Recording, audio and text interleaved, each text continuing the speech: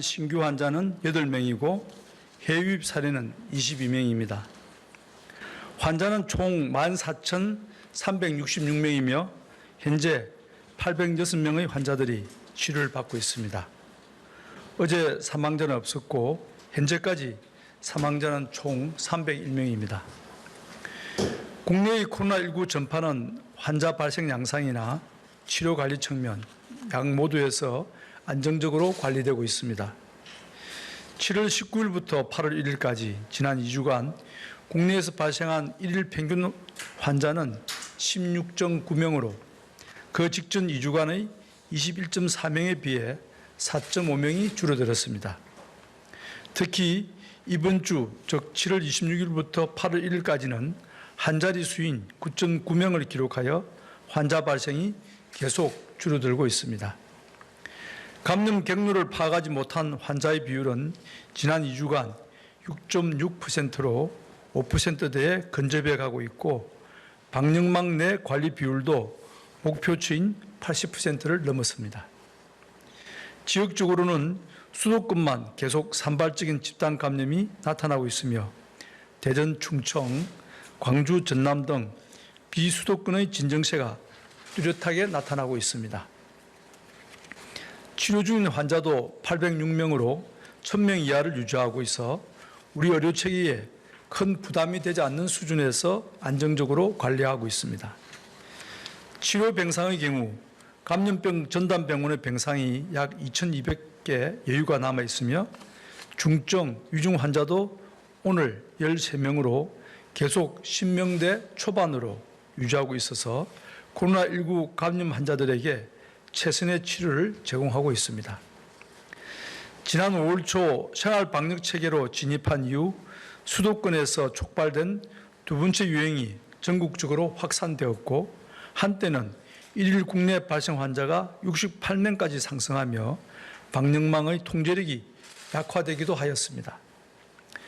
자칫 대규모의 전국적 유행으로 확산될 수 있었던 위기였으나 현재는 위험한 순간을 잘 넘기고 다시 안정적인 수준에서 코로나19를 억제하며 방역망의 통제력을 회복하는 시기로 판단됩니다. 이러한 성과는 전적으로 우리 국민들이 공동체를 위한 성숙한 시민의식을 발휘한 결과입니다. 우리와 비슷하게 일상적인 사회경제활동을 회복하며 방역을 조화시키려고 시도했던 많은 애국의 경우 대부분의 나라에서 코로나19가 재확산하며 크나큰 어려움에 처해 있습니다.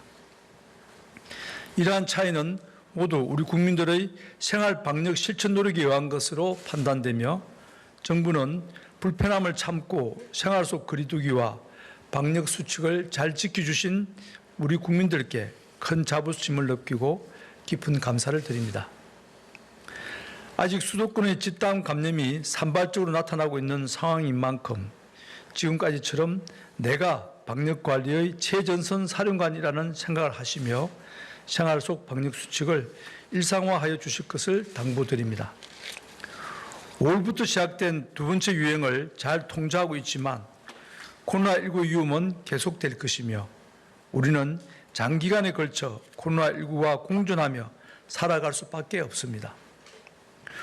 오늘 8월 2일 현재 세계 환자 발생 수는 1,800만 명을 넘어서 전 지구적인 유행이 쉼없이 이어지고 있으며 지난달 31일 개최된 WHO 4차 긴급위원회는 대유행이 장기화될 것이라고 경고하였습니다.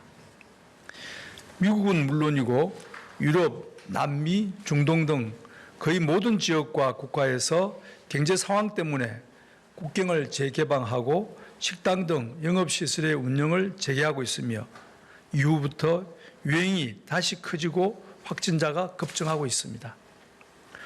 확산은 어느 정도 가라앉힌 것으로 평가되었던 일본, 싱가포르, 베트남, 홍콩 등 아시아 지역도 동일한 현상이 나타나고 있으며 이러한 현상은 코로나19의 통제가 얼마나 어려운지 방심하면 어떤 위기가 나타나는지를 보여주는 사례라고 생각합니다. 이러한 국제적인 상황 속에서 우리나라의 해외 환자도 증가하고 있으며 앞으로도 증가가 불가피할 것이기에 해외 환자의 적절한 관리가 중요한 과제로 대두되고 있습니다. 최근 2주간 일일 평균 해외 환자는 27.7명으로 그 직전 2주의 27.4명과 비슷한 수준입니다. 여러 번 말씀드린 바 있지만 장기화될 것으로 예상되는 코로나19와의 공존 상황에서 우리나라와 외국의 교류를 전면적으로 차단할 수는 없습니다. 대외 의존도가 높은 우리 경제 구조와 고도로 연결된 세계화 시대를 고려할 때 입국 차단 등의 강제 조치는 서민 경제의 피해와 국가적인 성장 동력 훼손을 초래할 것입니다. 이러한 인식에 따라 정부는 개방성 원칙을 유지하면서도 해외 유입의 지역사회 확산을 통제하기 위해 최선을 다하고 있습니다. 우선 모든 해외 입국자는 진단검사와 2주간의 격리를 실시하고 있기 때문에 지역사회 확산 위험성은 매우 낮습니다. 또한 방역 강화 대상국가 6개국을 지정하여 비자 발급과 항공편 운항을 제한하고 입국 시 진단검사 음성 결과서를 제출토록 하여 환자 유입을 통제하고 있습니다. 선원, 외국인 근로자 등 사각지대에 대해서도 방역 관리를 강화하고 있습니다. 이러한 조치들의 시행으로 해외에서 유입되는 코로나19의 규모와 위험도가 더욱 낮아질 것으로 기대되며 앞으로도 해외 유입의 위험도 변화를 면밀히 주시하며 기민하게 대응하겠습니다. 해외에 계시는 우리 교민에 대한 보호가 필요한 경우도 늘어나고 있습니다. 지난 금요일 이라크에서 2차로 귀국한 우리 건설 근로자 72명에 대한 진단검사 결과 22명이 양성으로 판정되어 현재 치료를 받고 있습니다. 음성으로 판정받은 분들은 1차로 귀국한 근로자들과 함께 임시생활시설에서 안전하게 2주간 격리생활을 하게 됩니다. 정부는 우리 국민의 안전한 귀국과 치료를 지원하는 것이 국가의 기본적인 책무라는 점을 잊지 않고 앞으로도 우리 국민의 보호를 위해 최선을 다할 것입니다. 증가하는 해외 환자에 효과적으로 대응하기 위한 중요한 방안 중 하나가 임시생활시설입니다. 임시생활시설은 해외 감염의 지역사회 확산을 원천적으로 차단하는 방파제로서 철저한 관리를 통해 그간 감염 전파 사례가 한 건도 발생하지 않은 안전한 시설이기도 합니다. 시설이 설치되는 지역 주민들의 이해와 협조를 다시 한번 요청드립니다. 코로나19의 장기화는 피할 수 없는 미래인 만큼 이제 이에 대비한 과제들을 차분히 살펴볼 필요가 있으며 정부는 선제적으로 이러한 준비에 착수하고 있습니다. 우선 궁극적인 코로나19의 종식을 위해 안전하고 효과적인 치료제와 백신을 개발하고 확보하기 위한 노력을 범정부적으로 기울이고 있습니다. 또한 혹시 모를 대규모 유행에 대비하여 물자와 의료인력의 확충, 권역별 공동대응체계와 단계별 치료체계 확대 등의 준비를 계속해 가고 있습니다. 장기간에 걸쳐 누적된 의료진과 방역 공무원들의 피로도를 완화하고 역량을 보존하는 방안도 함께 논의 중에 있습니다. 이와 함께 코로나19 외의 다른 질환에 대한 의료체계를 정비하는 노력도 기울이고 있습니다.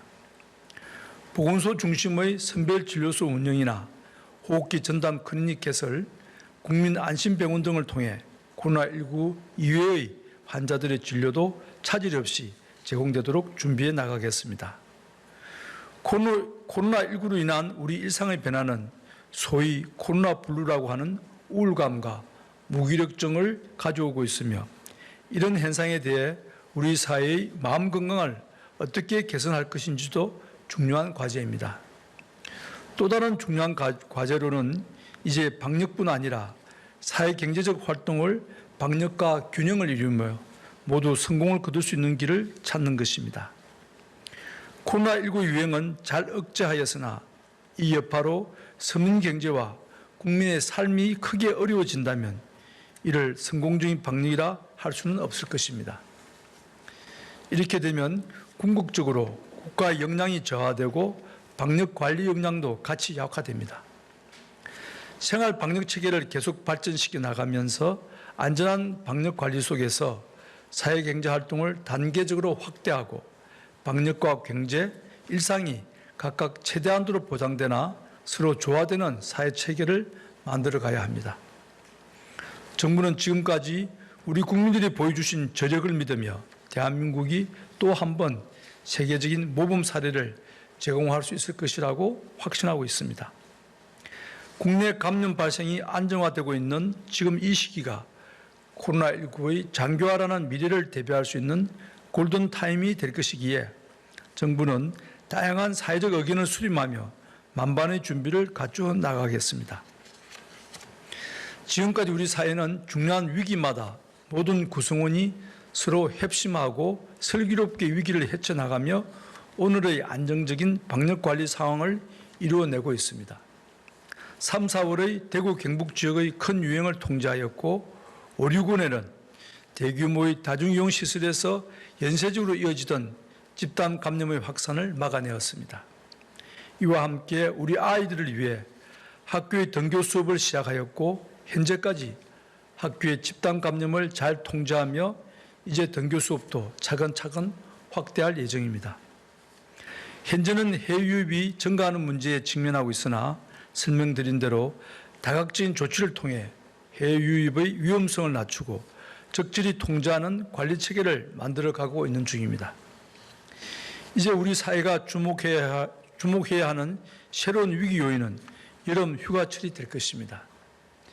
여름 휴가철을 맞아 많은 국민들이 다양한 이동과 활동을 하게 되는 만큼 이번 휴가철의 여파와 방역관리 성패가 하반기 코로나19 관리의 중요한 분수령이 될 것입니다. 특히 얼마 전 강원도 캠핑장에서 발생한 집단 감염은 통제되어가는 코로나19가 휴가철을 맞아 확산될 수 있다는 위험성을 보여준 사례라고 봅니다. 이번 휴가에는 많은 사람들이 밀집하는 관광지는 피하여 집이나 집 근처의 장소, 한적한 휴가지에서 휴식을 취하여 주시고 소규모의 가족 단위로 이동하시며 가능하면 9월 등으로 휴가를 분산하여 사용하여 주시기를 부탁드립니다.